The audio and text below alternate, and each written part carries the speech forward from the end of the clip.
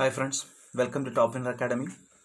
Today we will be dealing with current affairs of 15th October 2020. So please do share our channel and please do subscribe if you like this.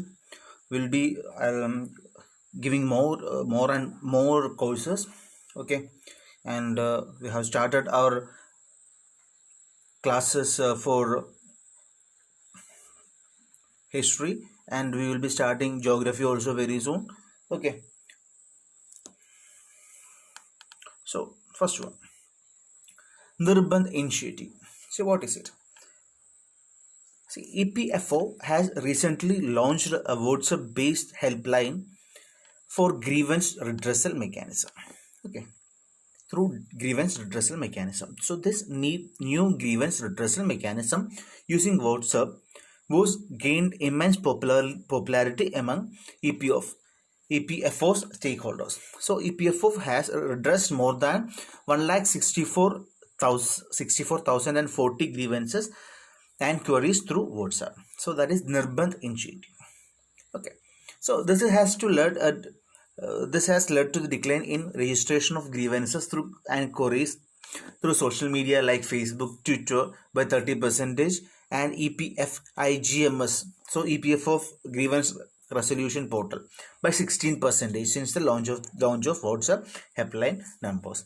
Okay, so next is one on rhinoceros. See, this is very important, sir. Each and every year you can expect a question from one on rhinoceros. See, why in news? See, prevalence of this endoparasitic infection in free-ranging greater one-horned rhinoceros. So it is a report by World Wide Fund. Since 2017, the Rhino Task Force of Assam and the World Wild Fund of India have been undertaking steps to study pathogens found in fresh rhino dung samples in Assam, Uttar Pradesh and West Bengal. Okay, so they are trying to get rhino samples, dung samples, rhinos in the dungs, ചാണകം എടുത്തിട്ട് അതിന്റെ sample they are trying to get it from Assam, Uttar Pradesh and West Bengal. Okay, and find to get some pathogens, right? They got it, so that's why this report is. See, objective of this initiative is to start a systematic disease investigation process for the rhino. See, rhino, earlier it was believed that rhino is the number of rhinoceros is reducing only because of poaching. Now it is it is clear that rhino is died not only because of poaching but also because of some pathogens, right? See, poaching is believed to be the main cause of death in rhinoceros, but rhinoceros also die of natural causes which have not been studied in great detail. Okay, then we have to explain what is World Wildlife Fund or World Wild Fund. See, it is international non-governmental organization founded in 1961. Its headquarters, it is in Gland, Switzerland. And what is the aim of this? It is wilderness preservation and the reduction of human impact on the environment. Okay, so aim is to preservation of the wild and reduction of human impact on the environment. That is the main aim of World Wild Fund. It is the world's largest conservation organization. It is WWF. Okay, then reports and programs by WWF. First is Living Planet report. There are 5 reports and programs, actually 5 reports and programs. One is Living Planet report. It is published every 2 years. എല്ലാ 2 വർഷം കൂടുമ്പോഴാണ് Living Planet Report publish ചെയ്യുക. And next is Earth Hour. Okay, Earth Hour. Then debt for nature swaps. Okay, third one. 1, 2, this is the third one. Debt for nature swaps. So it's a financial transactions in which a portion of a developing nation's foreign debt is forgiven in exchange for the local investment in environmental conservation measures. So suppose a developing nation is giving in environmental conservation measures, his foreign debt is forgiven. That foreign debt will be paid by this organization that is called World Wild Fund. Okay, next is Marine Stewardship Council. Okay, Marine Stewardship Council, it is related with fishing. And then Healthy Grown Potato.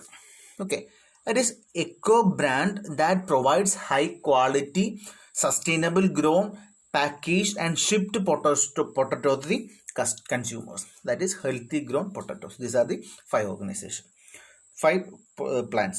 Okay, next is Special Rhino Protection Force. Okay, it's also the Special Rhino Protection Force. See, it was established in 2015 for the controlling rhino poaching. And in Kaziranga National Park, also being a tiger reserve, the Special Rhino Protection Force is also a tiger protecting force. Okay, see, this Special Rhino Protection Force was established in 2015. Okay, and they have practiced, now they have used for this protecting tigers also. ആ same ഫോഴ്സിനെ തന്നെ ടൈഗേഴ്സിനെ protect ചെയ്യാൻ വേണ്ടി use ചെയ്തു. അപ്പോൾ അവരെന്ത് ചെയ്തു? C Assam government അവർക്ക് ആസാം ഗവൺമെൻറ് അവരുടെ ഈ സ്പെഷ്യൽ റിനോ പ്രൊട്ടക്ഷൻ ഫോഴ്സിന് it was used for protecting tiger. Right, the Assam government would be paying the salaries of the Special Rhino Protection Force members. Okay, and the amount would be reimbursed by the National Tiger Conservation Authority. Okay, which recommended setting up of the special force. Okay, see, ഈ force ആണ്, അതായത് SRPF, Special Rhino Protection Force, so also protecting the tiger force. See, tigers in Kaziranga National Park. See, saying that tiger ഫോഴ്സിന്റെ ശമ്പളം കൊടുക്കുന്നത് Assam government ആണ്. ആ ശമ്പളം reimburse ചെയ്ത് കൊടുക്കുന്നു ആര്? National Tiger Conservation Authority. Okay, next STARS programme. It is strengthening teaching learning and results for states, that is STARS program. It is by World Bank. Okay, it's a World Bank program. It is to improve the quality and governance of school education in 6 Indian states: Himachal Pradesh, Kerala, Madhya Pradesh, Maharashtra, Odisha and Rajasthan, through a Samagra Shiksha. Okay, so it is to improve the quality and governance of school education in 6 states of India. Objective: what STARS will do? The STARS will help improve learning assessment systems, then strengthen classroom instruction and remediation, facilitate school to work transition, and strengthen governance and decentralized management. This is STARS program. Okay, it is in line with Sustainable Development Goal for Education, SDG 4, and will help produce better data on learning levels by improving the National Achievement Survey. Okay, so it is one of the Sustainable Development Goal. Okay, it is one among the Sustainable Development Goal for Education, and STARS will assist India in participation in the program for International Student Assessment. Right, that is called PISA. Okay, so why in news? Under STARS, the Ministry of Education will set up and support to the National Assessment Center called PARAK, an independent and autonomous institution under the Department of School Education and Literacy. Okay, they are starting a National Assessment Center called PARAK. Okay, so Ministry of Education is starting PARAK. PARAK is what is PARAK? It is independent and autonomous institution under Department of School Education and Literacy. Okay, see, next is Exercise Suraksha Kavach. What is Exercise Suraksha Kavach? It is a joint anti-terrorist exercise by Indian Army and Police of Maharashtra. Okay, Police of Maharashtra. It's a Indian Army and Police of Maharashtra. It is involved in participation of quick reaction teams, dog squad, bomb disposal teams, army and anti-terrorism squad, and quick reaction team of Maharashtra Police. Okay, these are all involved in Exercise Suraksha Kavach. Okay, the exercise was carried out taking all safety norms of COVID-19 into consideration. Then Ordnance Factory Board. So why in news? Because corporatization of ordnance factories, it was opposed by the federations of the workers. See, it was opposed by all workers federations. See, OFB is a body for the ordnance factories and related institutions and is currently subordinate to the office of the Ministry of Defense. Okay, Ordnance Factory Board.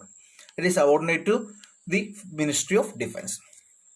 The first Indian ordnance factory, it was by the Dutch company as a gunpowder factory. It was in West Bengal.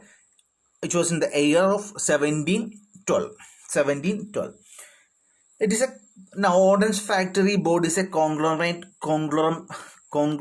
of 41 factories. So it means a group simply. Conglomerate it means a group of 41 factories, 9 training institutes, 3 regional marketing centers, and 5 regional controllers of safety. It is headquartered in Kolkata. Then a major part of the weapons, ammunitions, and supply for not just armed forces but also paramilitary and police forces comes from the OFB run factories. Okay, then corporatization. So to oversee and guide the entire process, including transition support and employment plan of employees, then safeguarding their wages and retirement benefits. It is the aim of this corporatization. Okay, to oversee and guide the entire process of including transition support, employment plan, employees safeguarding their wages and retirement benefits. That's why this corporatization. So this will result in the conversion of the OFB into a company under Companies Act of 2030, like other public sector enterprises. Okay, why this is going for corporatization, or why this is corporatized? So reason, there was a report by the Comptroller and Auditor General. In its report 2019, see, on OFB highlights a few of the lacunae which ails this organization. So according to this report, we can say there are overheads constitutes a staggering of 33%. There are 33% overhead of allotted to, means 33% of overhead of the budget for the last year. For the year of 2019, their overhead was about 33%. One point was that. And then production is delayed production. Only 49% is the production target. Okay, target could be achieved only about 49%. This is the main reason behind this. Overhead is about 33% and this delayed production. Production is target is only achieved 49%. So this is the main reason, or this is the main report by the Comptroller and Auditor General. Right. So that's why it is corporatizing. Then symbols in election. See, as per the election commission, now Bihar election is coming and Kerala is also going for elections. 2 elections will be coming in Kerala. So as per the election symbols, Reservation and Allotment Amendment Order 2017, party symbols are either reserved or free. So we will see what is reserved and what is free. See, 8 national parties are there and 64 state parties are there across the country. All these have, okay, now it is constituted about 72. They have reserved symbols. Okay, no other party can use these symbols. That is called reserved symbols. 8 national parties and 64 state parties across the country, they have reserved symbol. That means no other party can use the symbols, right? That is reserved symbols. Then free symbols. See, election commission also have a pool of nearly 200 free symbols that are allotted to the thousands of unrecognized regional parties. Suppose a party is coming, a regional party is coming, or unrecognized party is coming other than the state party or a national party. There are 200 free symbols that will be allotted. On a such basis, we will discuss how it is. As per the guidelines, to get the symbols allotted, a party or candidate has to provide a list of 3 symbols See, from this 200, a party or a person has to give or application to get a symbol or provide a list of 3 symbols from the election commission's free list at the time of filling nomination papers. Among them, one symbol is allotted to the party candidate on a first come first serve basis. Okay, so suppose a person is giving this symbol, right? These are the 3 symbols giving, so he will be provided one symbol. Suppose this will be given, right? So when a recognized political party splits, the election commission takes the decision on assigning the symbol. Okay, suppose very much important, when a recognized political party splits, election commission takes the decision on assigning the symbol. Okay, so this is about this today's class. We will be meeting with another session tomorrow. Thank you. Bye.